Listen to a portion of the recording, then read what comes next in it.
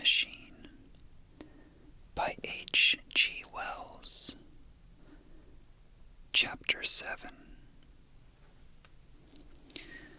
Now indeed I seemed in a worse case than before. Hitherto, except during my night's anguish at the loss of the time machine, I had felt a sustaining hope of ultimate escape, but that hope was staggered by these new discoveries. Hitherto, I had merely thought myself impeded by the childish simplicity of the little people, and by some unknown forces which I had only to understand to overcome. But there was an altogether new element in the sickening quality of the Morlocks, a something inhuman and malign. Instinctively I loathed them. Before I had felt as a man might feel who had fallen into a pit. My concern was with the pit and how to get out of it. Now I felt like a beast in a trap, whose enemy would come upon him soon. The enemy I dreaded may surprise you. It was the darkness of the new moon. Weena had put this into my head by some at first incomprehensible remarks about the dark nights. It was not now such a very difficult problem to guess what the coming dark nights might mean. The moon was on the wane.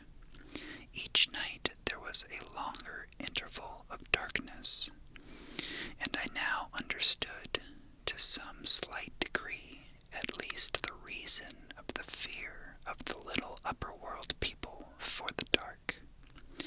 I wondered vaguely what foul villainy it might be that the Morlocks did under the new moon. I felt pretty sure now that my second hypothesis was all wrong. The upper-world people might once have been the favored aristocracy, and the Morlocks their mechanical servants, but that had long since passed away. The two species that had resulted from the evolution of man were sliding down towards, or had already arrived at, an altogether new relationship. The Eloi, like the Carolingian kings, had decayed to a mere beautiful futility. They still possessed the earth on the sufferance, since the Morlocks, subterranean for their innumerable generations, had come at last to find the daylit surface intolerable, and the Morlocks made their garments. I inferred and maintained them in their habitual needs, perhaps through the survival of an old habit of service. They did it as a standing horse paws with his foot, or as a man enjoys killing animals in sport. But ancient and departed necessities had impressed it on the organism. But clearly the old order was already in part reversed. The nemesis of the delicate ones were creeping on apace. Ages ago, thousands of generations ago, man had thrust his brother man out of the ease and the sunshine, and now that brother was coming back changed. Already the Eloi had begun to learn one old lesson anew. They were becoming reacquainted with fear, and suddenly there came into my head the memory of the meat I had seen in the underworld. It seemed odd how it floated into my mind, not stirred up, as it were, by the current of my meditations, but coming in almost like a question from the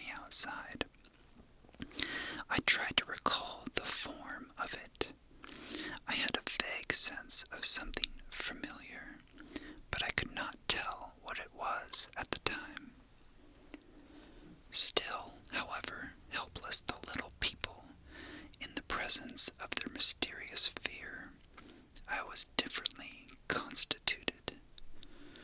I came out of this age of ours, this ripe prime of the human race, when fear does not paralyze and mystery has lost its terrors.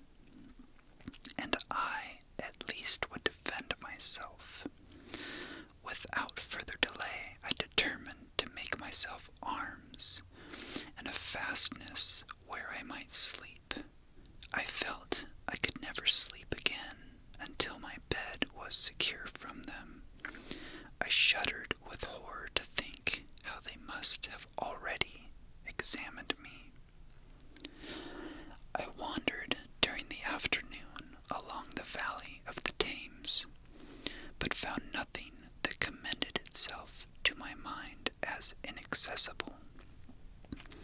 All the buildings and trees seemed easily practicable to such dexterous climbers as the Morlocks, to judge by their wells, must be. Then the tall pinnacles of the palace of green porcelain and the polished gleam of its walls came back to my memory. And in the evening, taking Weena like a child upon my shoulder, I went up the hills towards the southwest. The distance I had reckoned was 7 or 8 miles, but it must have been nearer 18. I had first seen the place on a moist afternoon, when distances are deceptively diminished. In addition, the heel of one of my shoes was loose, and a nail was working through my sole. They were comfortable old shoes I wore about indoors, so that I was lame. And it was already long past sunset when I came in sight of the palace, silhouetted black against the pale yellow of the sky.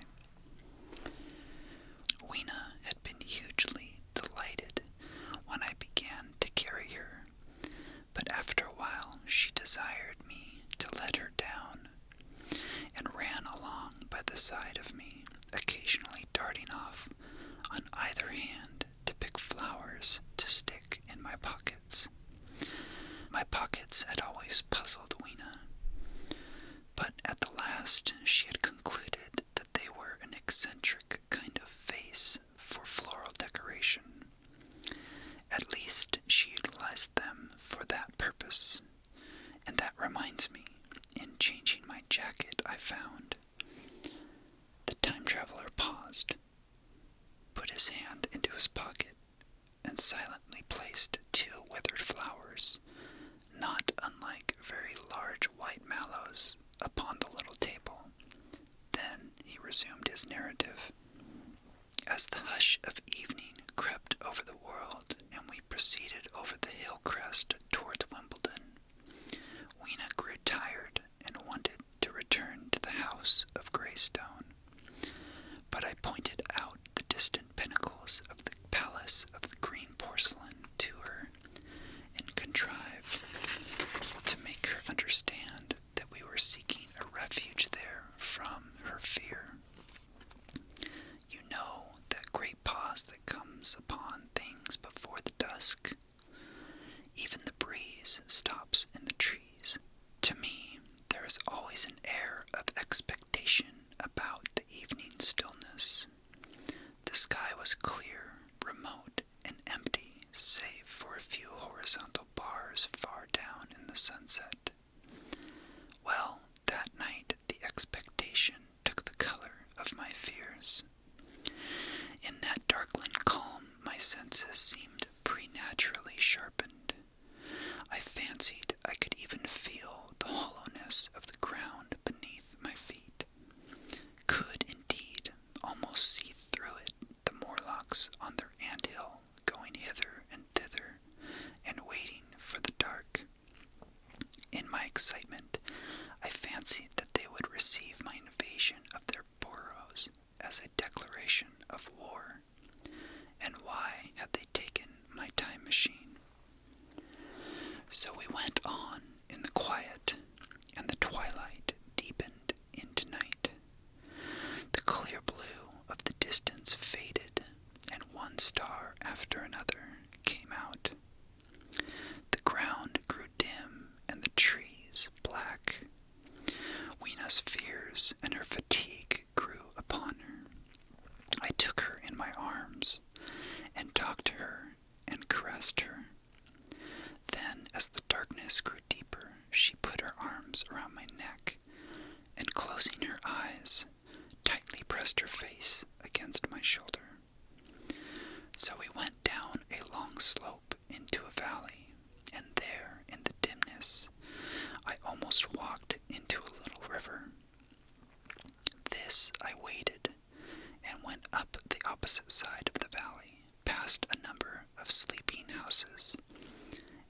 statue, a faun, or some such figure, minus the head.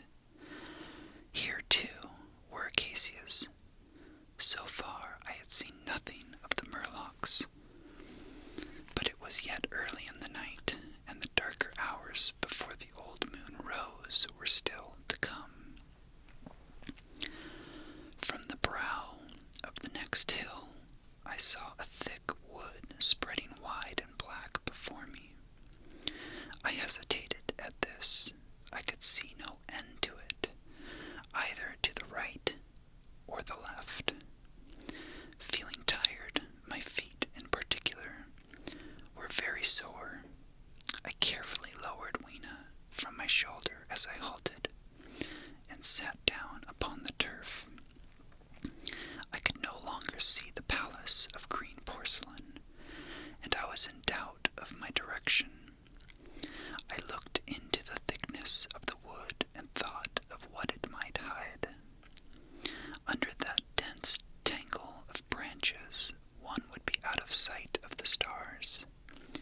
Even were there no other lurking danger, a danger I did not care to let my imagination loose upon, there would still be all the roots to stumble over and the tree boles to strike again. I was very tired, too, after the excitements of the day, so I decided that I would not face it, but would pass the night upon the open hill. Weena, I was glad to find, was fast asleep. I carefully wrapped her in my jacket and sat down beside her to wait for the moonrise. The hillside was quiet and deserted, but from the black of the wood there came now and then a stir of living things. Above me shone the stars, for the night was very clear. I felt a certain sense of friendly comfort in their twinkling. All the old constellations had gone from the sky. However, that slow movement, which is imperceptible in 100 human lifetimes, had long since rearranged them in unfamiliar groupings. But the Milky Way, it seemed to me, was still the same tattered streamer of stardust as of yore. Southward, as I judged it, was a very bright red star that was new to me. It was even more splendid than our own green Sirius. And amid all these scintillating points of light, one bright planet shone kindly and steadily like the face of an old friend. Looking at these stars suddenly dwarfed my own troubles and all the gravities of terrestrial life. I thought of their unfathomable distance and the slow, inevitable drift of their movements out of the unknown past into the unknown future. I thought of the great precessional cycle that the pole of the earth describes. Only 40 times had that silent revolution occurred during all the years that I had traversed. And during these few revolutions, all the activity, all the traditions, the complex organizations, the nations, languages, literatures, aspirations, even the mere memory of man as I knew him, had been swept out of existence. Instead were these frail creatures who had forgotten their high ancestry and the white things of which I went in terror.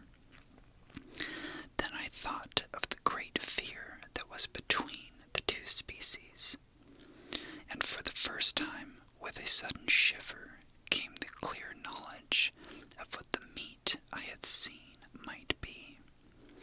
Yet it was too horrible. I looked at little Weena sleeping beside me, her face white and star-like under the stars, and forthwith dismissed the thought. Through that long night I held my mind off the Morlocks, as well as I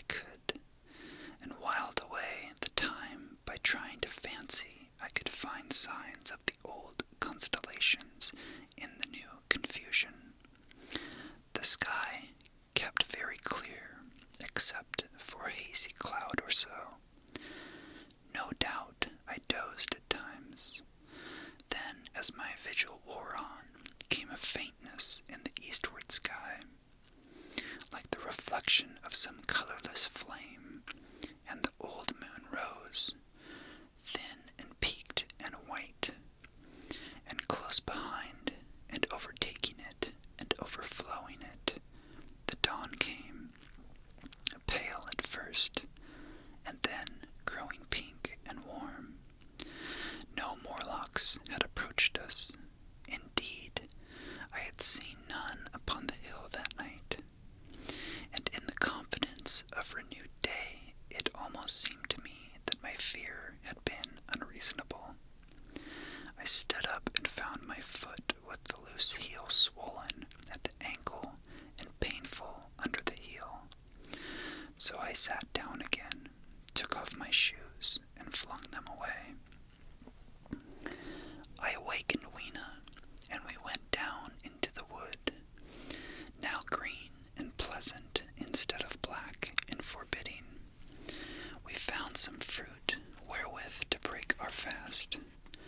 We soon met others of the dainty ones, laughing and dancing in the sunlight, as though there were no such thing in nature as the night.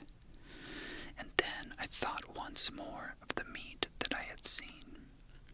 I felt assured now of what it was, and from the bottom of my heart I pitied this last feeble rill from the great flood of humanity.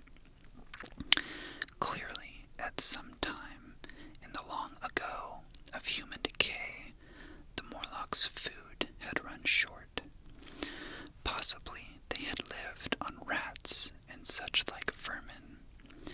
Even now, man is far less discriminating and exclusive in his food than he was, far less than any monkey. His prejudice against human flesh is no deep-seated instinct, and so these inhuman sons of men. I tried to look at the thing in a scientific spirit. After all, they were less human and more remote than our cannibal ancestors of 3,000 or 4,000 years ago. And the intelligence that would have made this state of things a torment had gone. Why should I trouble myself? These Eloi were mere fatted cattle, which the ant-like Morlocks preserved and preyed upon, probably saw to the breeding of, and there was Weena dancing at my side. Then I tried to preserve myself from the horror that was coming upon me, by regarding it as a rigorous punishment of human selfishness. Man had been content to live in ease and delight upon the labors of his fellow man, had taken necessity at his watchword and excuse, and in the fullness of time necessity had come home to him. I even tried a Carlyle-like scorn of this wretched aristocracy in decay, but this attitude of mind was impossible. However great their intellectual degradation, the Eloi had kept too much of the human form not to claim my sympathy, and to make me, perforce, a share in their degradation and their fear. I had, at that time, very vague ideas as to the course I should pursue. My place was to secure some safe place of refuge, and to make myself such arms of metal or stone as I could contrive. That necessity was immediate. In the next place, I hoped to procure some means of fire, so that I should have the weapon of a torch at hand, for nothing, I knew, would be more efficient against these Morlocks. Then I wanted to arrange some contrivance